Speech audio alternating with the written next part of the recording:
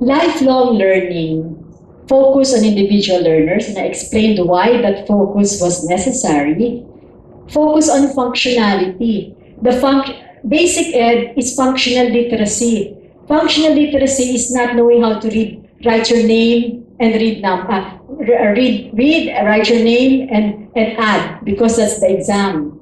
No, it's functional literacy is being able to function in a world where ICT is important, etc. So blurring of formal, non-formal, informal learning, and informal education focus on learner outcomes and competency-based learning. Why? Because of the profound reorganization of work and life in the 21st century, the demands of living together in a democratic setting, the shift is very difficult.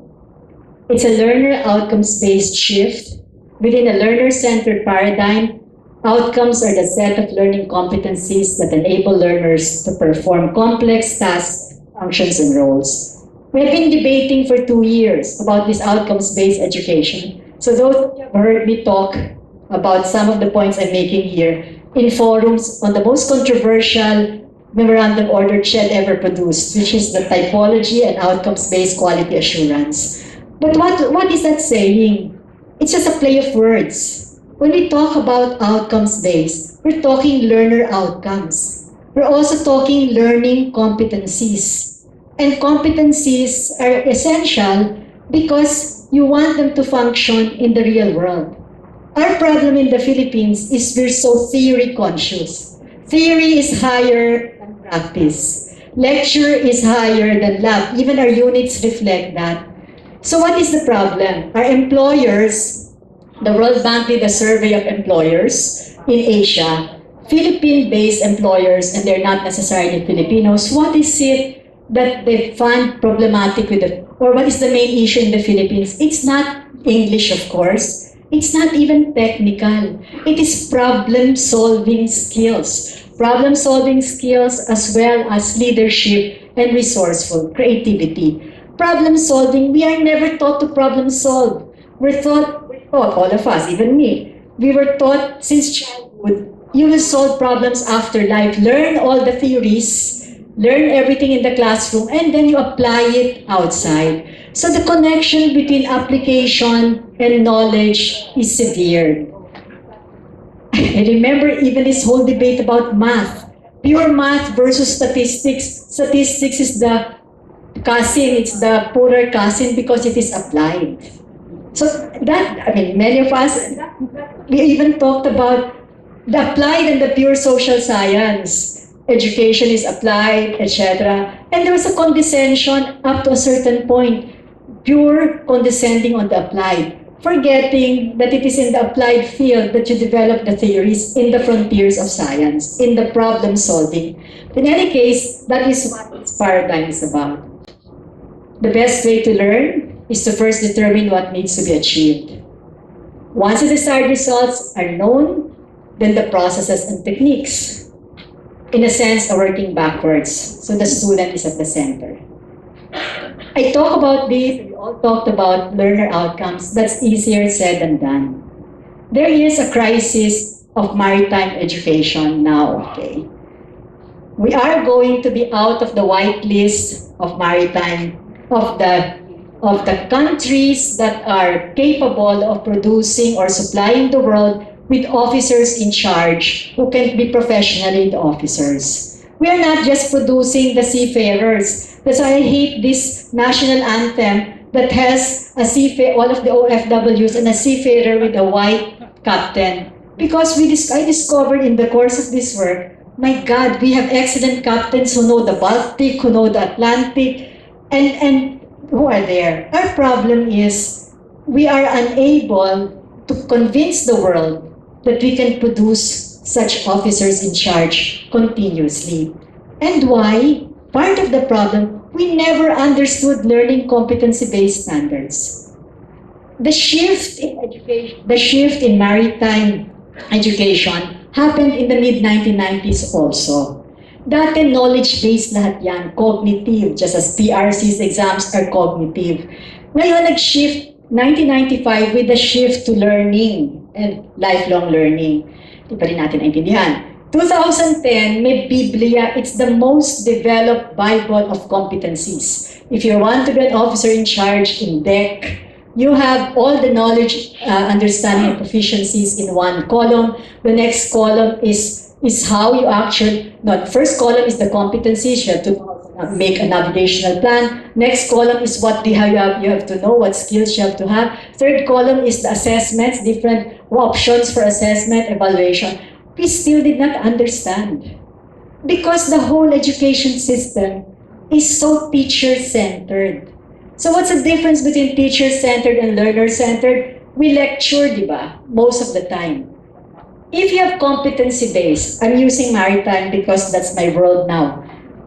It's competency-based, and you say they have, sa physics, we have to come out with the core specs. Physics for marine engineering must cover all of these, more than what the captain should have. Okay? Kung tayo nasa teacher-centered, nagle-lecture tayo, if I don't know the sections that are part of the competencies, I don't have to teach those. Or I can just skim what I do not know. Kasi ako naman ang nagko-control eh. So yung test ko, depende sa akin. Sa learning competency-based standards, hindi pwede yun.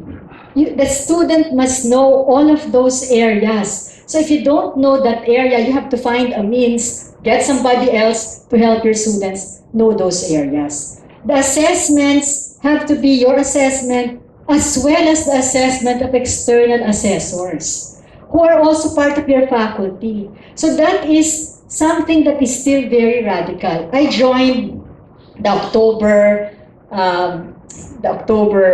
audit of the Europeans. I joined them in one of the best schools in maritime.